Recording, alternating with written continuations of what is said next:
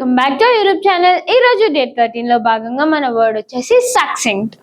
ఆ వర్డ్ ఒక adjective and దాని మీనింగ్ వచ్చేసి express clearly, briefly, short but containing all the necessary information.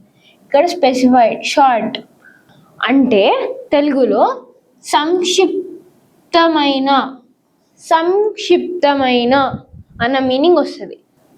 అంటే ఎంత పెద్ద ఇన్ఫర్మేషన్ అయినా షార్ట్లో చెప్పడం, కానీ దాంట్లో మొత్తం ఇన్ఫర్మేషన్ కావాల్సిందంతా ఉంటుంది.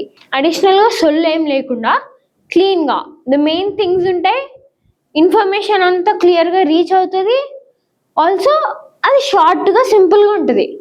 సో అది దాని మీనింగ్. దీన్ని గుర్తుపెట్టుకోండి. ఒక సింపుల్ ట్రిక్ ఉంది. అదేంటంటే సక్సింక్ట్లో సే ఇన్ సెకండ్ అని గుర్తుపెట్టుకోండి. అంటే కొంచెం సిమిలర్ ఉంది ప్రొనౌన్స్ చేయడానికి. Succinct and say in a second. So explain it in a second. So you'll remember say it briefly అంటే సక్సింక్ట్. తర్వాత ఒక ఎగ్జాంపుల్ క్వశ్చన్ చూసుకుందాం. The manager asked the team to give a succinct summary of the report instead of a lengthy explanation.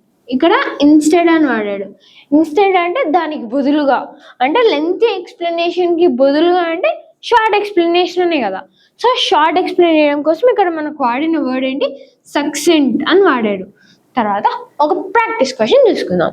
Practice question ఏంటంటే the professor appreciated the students blank answer.